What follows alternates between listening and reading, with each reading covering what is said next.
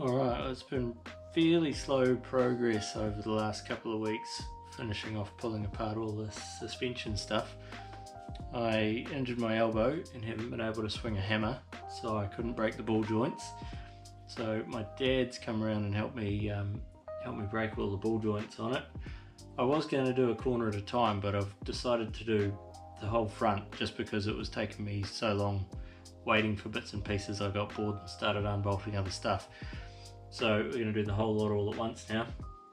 The other hold up was that we got everything apart except for the brake line. So we had the spindle here still hanging on the upper arm because I didn't want to cut the brake hoses just yet because I don't have new ones.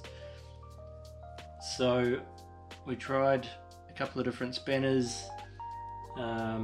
If you've ever dealt with pretty old flare nuts, you know that there's really only one tool for the job. So I went and bought one of these proper flare nut spanners off the internet, but it took a good few days to get here, so I've been hanging out for that to turn up. That arrived this afternoon, so I've already undone the brake lines and pulled the spindle out.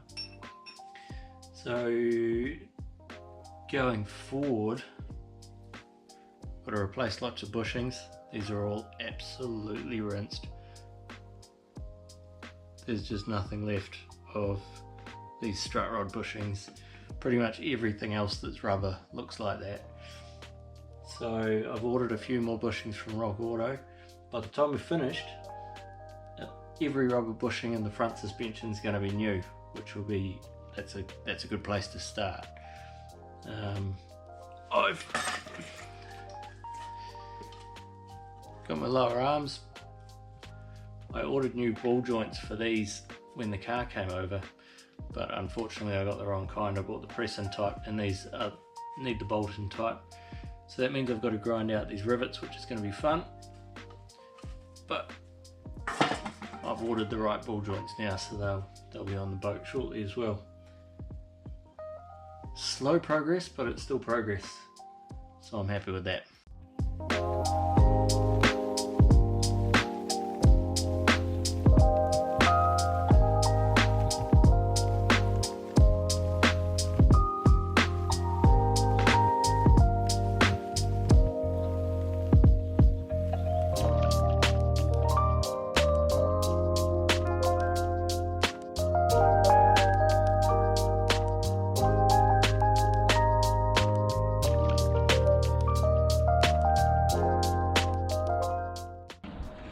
It's starting to get pretty late out now, but I've got the whole front suspension assembly apart, except for the steering gear. I'm not going to worry about that for now. I'll do the idler arm bushing, but I will pull that out later because I haven't got the parts yet. So this is what the kit set front end of a 67 Galaxy looks like. Got our drums, our spindles, upper arms, lower arms, strut rods, springs, shocks, sway bar, and luckily I've got new bushings for all of it. This thing's going to drive great. One of the bonuses of buying this particular car was that we had enough room in the budget to buy all the bushings and stuff. There was a really nice 66 that we looked at out of Oklahoma, but it would have taken our whole budget just to buy the car. In the end the seller ghosted us and we missed out on it.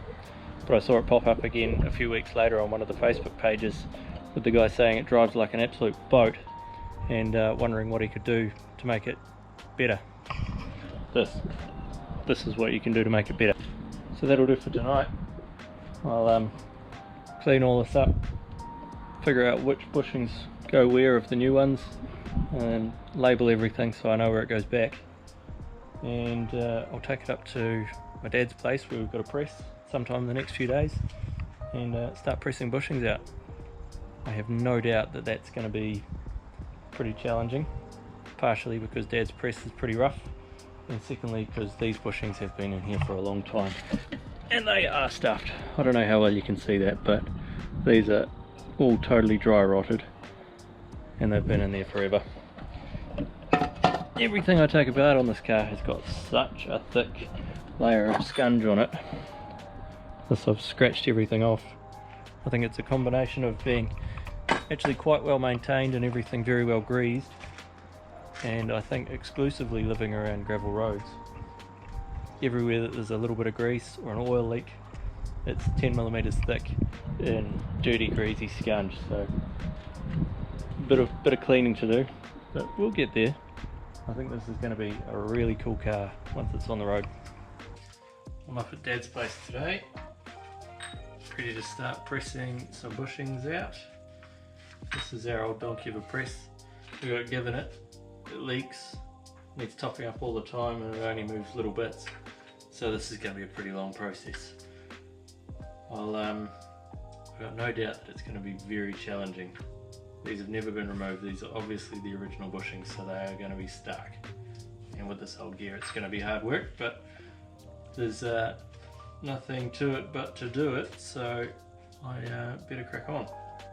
Might time lapse this one. You guys don't need to watch me doing this for 2 hours to do one arm. So enjoy the speedy version.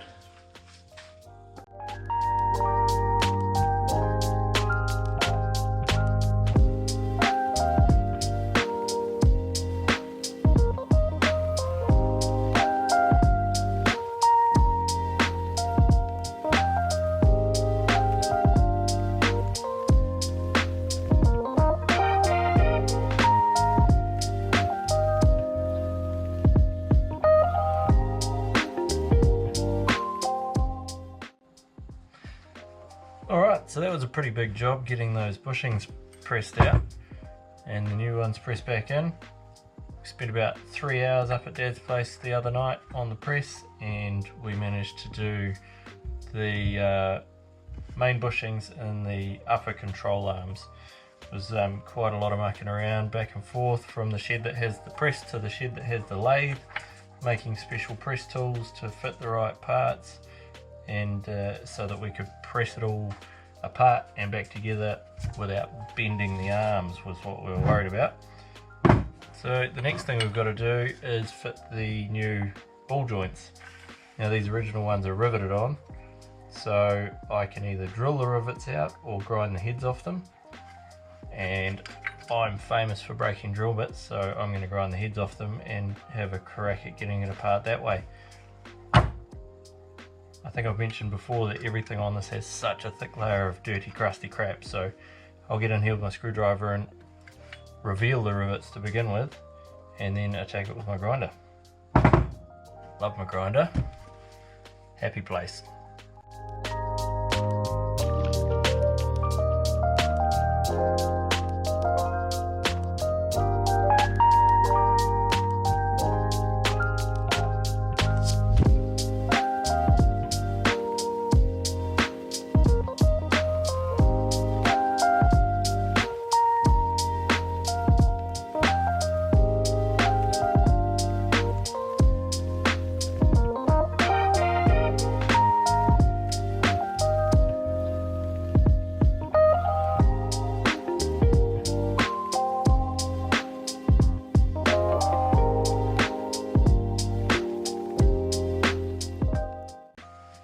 Wow, these riveted ball joints have been an absolute ball ache.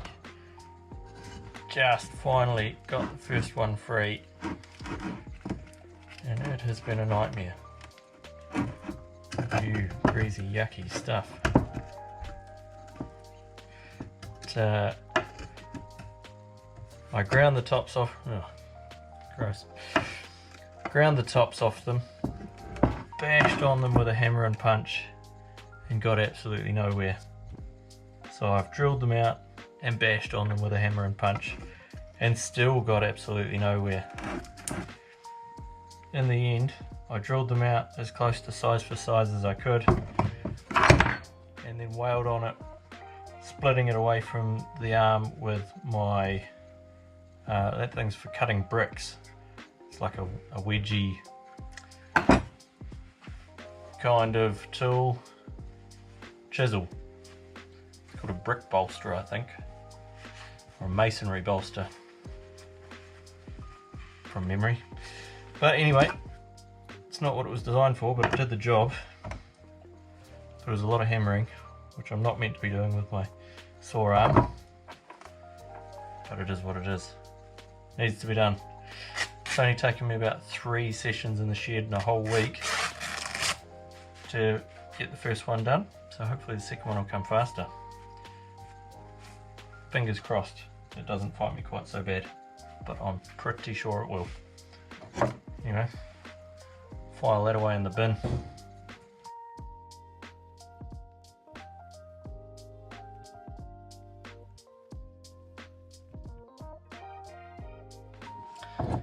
Well, second one was much faster now that I had sussed out a method for getting it done. So now it's just reassembly time. Don't need my glasses anymore. What is a little bit annoying though is I've got 2 Moog kits, same part number, same box. One comes with black nuts, the other one comes with silver. Luckily you can only see one car at the side, one side of the car at a time, and I don't care that much. Putting everything together with a bit of never sees on it, so that I can get it apart again one day in the future if I ever need to replace these. Hopefully without as much drama as what I've had to get it apart this time. New ball joints, because the rivets are now gone, they look like that. Absolutely wrecked from being ground out, drilled and beaten. So the new ball joints, the replacement ones, get bolted on. We've got our original bump stops to go on there. There's nothing wrong with these ones are fine. Got our new control arm bushings. This thing's going to drive beautiful. Beautiful.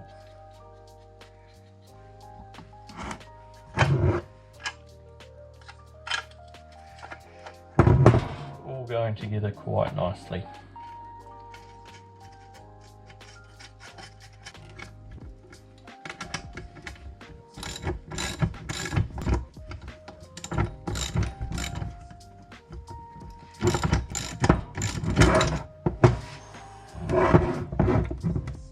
Moved. That was my finger. Probably a better way of holding this, but this was working. I got complacent. Doesn't help that my arm's getting sore and I'm starting to lose a bit of coordination.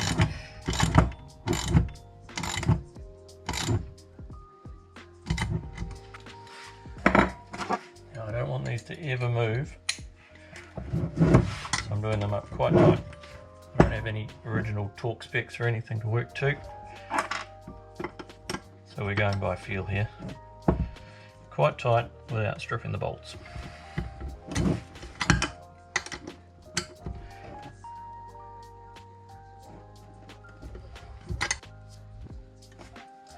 These ball joints don't have a very nice thread for screwing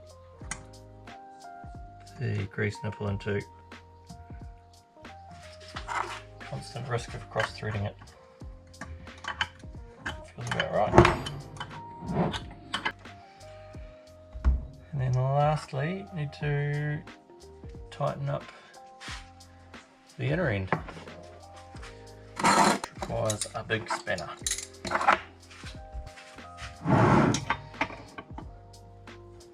Bigger than that. Don't know if your shed's like mine. I'm looking for a spanner about that big, 15/16, that I had in my hand 10 minutes ago when I did the other one, and it's gone.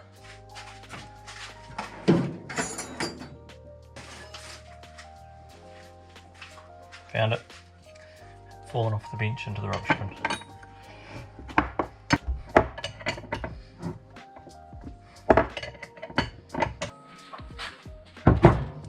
One,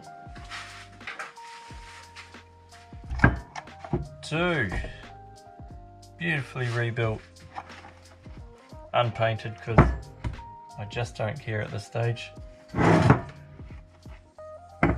could have painted them and it would have taken me an extra week or two by the time I got them blasted, primed, painted, yada yada yada. It's just not a show car. I just want to get it on the road. So new parts, so it drives nice. Old look, who cares? It's a driver. I just want to drive it, and I'm so looking forward to it.